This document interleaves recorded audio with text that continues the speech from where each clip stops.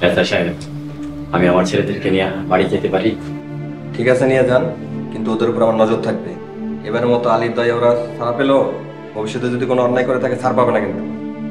Sir বিশ্বাস করেন, এবার আমরা সত্যি সত্যি ভালো হয়ে যাবো, আর কোনোদিন কোনো ভুল পথে যাবো না। অন্যায়ভাবে কাউরে কোনোদিন আঘাত করুম না। বাবা আলী, তোরে অনেক অনেক ধন্যবাদ। তোর কাছে আমরা সবাই কৃতজ্ঞ। ভাই আলী, ক্ষমা করে মাফ করে দিস। বেলাল ভাই, আমি আল্লাহর রাস্তায় মাফ করে দিয়েছি। তো মনে রাখেন, মানুষের প্রতিটা পদক্ষেপের হিসাব কিন্তু আল্লাহ নিবেন। তাই এখন থেকে ভালো কাজ করেন, ভালো পথে চলেন, দিনের পথে আসেন। আর দিনের পথে থাকলে দেখবেন আল্লাহ নিজেই আপনারে খারাপের রাস্তা থেকে ফিরে আনবো। ঠিক আছে শিকদার সাহেব, আপনারা এবার আসেন। ঠিক আছে, আসসালামু ওয়ালাইকুম আসসালামু আলাইকুম।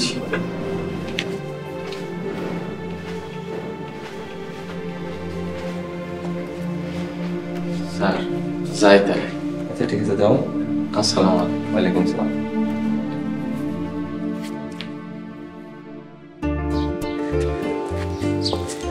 বাবা রাইটু, কেমন আছিস বাবা তোরা? এখন অনেক ভালো আছি মা। দুনিয়া যে কত সুন্দর আর কত শান্তি, এটা জেলে যায় বুঝছি। ভাই, তোমরা আর কোনোদিন এমন কাজ করো না। তোমাকে চিন্তায় জাঙ্গো কতটা কষ্ট হয়েছে, বইলা বুঝাইতে পারব না। এবার তোরা ভালো কিছু করার চিন্তা কর। দেখ বাবা, সৎ পথে হাঁটলে উন্নতি একদিন না একদিন ধরা দেব, আর অসৎ পথে, হারাম পথে টাকা উপার্জন করার চিন্তা করলে কোনোদিন আগাইতে পারবি না। তোরা ঘরে যা বাবা। আলালের মা, ওদেরকে তুমি ঘরে নিয়ে যাও। চল বাবা, ঘরে চল। মা, ভাত আছে, খাইতে দাও। অনেক খিদে লাগছে। জেলে কি খাইতে দিছে কিছুই মুখে দেওয়া যায় না। বাবা, আমি তো ভাত রান্না করি নাই। মা, কোনো তরকারি লাগবো না, খালি একটু ডাল আর ভর্তা দিয়ে দাও, তাই হইব। মা, আমরা আইতেছি, তুমি কি জানতা না? কি করুম বাবা, তবু চিন্তায় কিচ্ছু ভাল লাগে না। আমরা বাজারের দোকান থেকে ভাত তরকারি কিনায় না খাইছি, দেখি 2-1 দিনের মধ্যে কোনো কাজের লোক পাই কিনা। ততদিন কি না খেয়ে থাকুম, কি দেয় আর ভাল লাগতেছে না। আলাল দুলাল, তোরা ঘরে যা, আমি বাজার থেকে ভাত তরকারি আনার ব্যবস্থা করতেছি। আয় বাবা, ঘরে আয়, কাগজ শুনতে তোর বাবা ততদিনে ভাত তরকারি নিয়ে চলে আইব। চল ঘরে চল।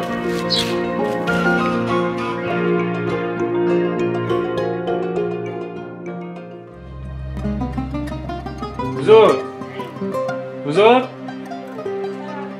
হুজুর, হুজুর, আসসালামু আলাইকুম। ওয়ালাইকুম আসসালাম। আল্লাহর রহমতে সব কাজ সম্পূর্ণ হয়েছে। জি হুজুর। জোহরের নামাজ পড়ছো?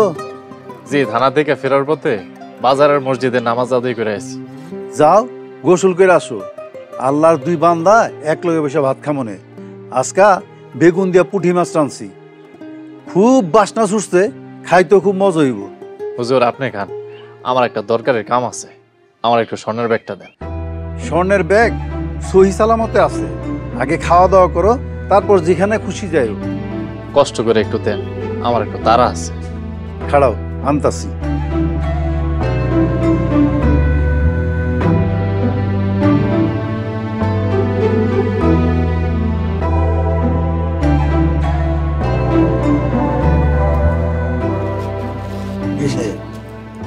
যেমন দিছস তেমনই আছে, তবে একবার দিয়ে খালো।